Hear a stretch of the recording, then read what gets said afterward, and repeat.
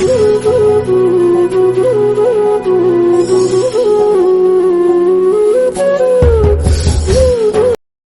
சதுர்த்தி எதுக்கு கொண்டாடுறோம்னு தெரியுமா யாருக்காவது? தெரியாதா? சரி, விநாயகருக்கு எப்படி பேர் வந்துச்சுன்னு தெரியுமா? தெரியுமா? என்னது? வெட்டினோடனே பேர் வச்சுட்டாங்களா? அப்படியா? சரி, நான் சொல்றேன், ஓகேவா? கைலாயம். கைலாயம்னா சிவனும் பார்வதியும் தங்குற இடம் தான் என்னது? கைலாயம்.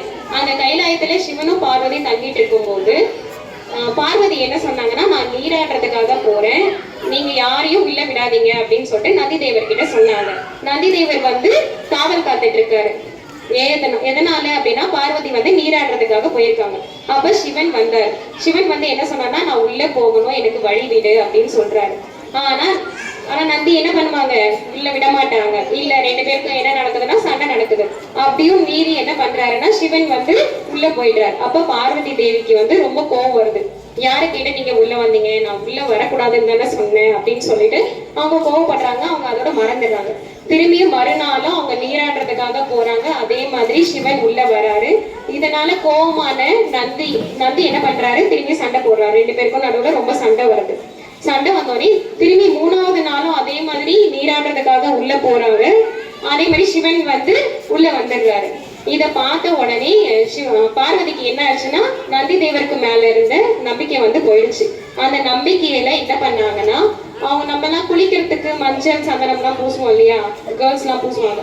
ஆனால் அதை என்ன பண்ணுவாங்கன்னா, அந்த மஞ்சள் சந்தனத்தை எடுத்து ஒரு சிலை உருவாக்குறாங்க. அந்த சிலைக்கு பேர் என்ன வைக்கிறாங்கன்னா, விநாயகர் அப்படின்னு சொல்லிட்டு வைக்கிறாங்க.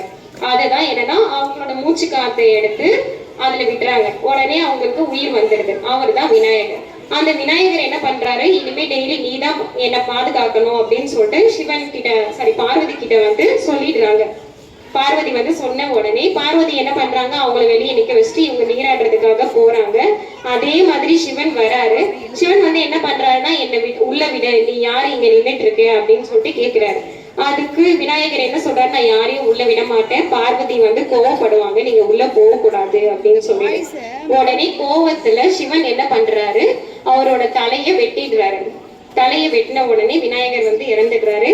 உடனே என்ன ஆயிடுது? இத தெரிஞ்ச பார்வதி என்ன பண்றாங்க? கோவத்துல அவங்க கண்ணுல என்னென்னலாம் படுதோ அது எல்லாத்தையும் அழிக்கிறாங்க. அதாவது மழை பெய்ய வைக்கிறது, இயற்கை சீற்றங்களை உருவாக்குறது, அந்த மாதிரி நிறைய விஷயங்களை பண்ண ஆரம்பிச்சாங்க. இதை தெரிஞ்ச பார்வதி தேவி வந்து இவ்வளவு கோவத்துல இருந்ததுனால சிவனுக்கு இந்த விஷயம் தெரிய வருது. ஓஹோ, பார்வதி தேவி வந்து ரொம்ப கோவமா இருக்காங்க போல, அது யாரு, எதுக்காக இவ்வளவு வந்து அவங்களுக்காக இவங்க சப்போர்ட் பண்றாங்க அப்படின்னு கேட்டாங்க. அப்போ அங்க இருக்க தேவர்கள்லாம் சொன்னாங்க, அவங்க வந்து உங்களுடைய மகன்.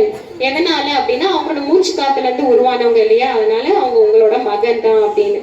உடனே அவங்களோட தேவர்களை எல்லாரையும் அனுப்பி வட திசையில எந்த உயிரினம் முதல்ல இருக்கோ, அதாவது எந்த அனிமல் வந்து ஃபர்ஸ்ட்ல படுத்துட்டு இருக்கோ அதோட தலையை வெட்டி எடுத்துட்டு வர சொல்றாங்க.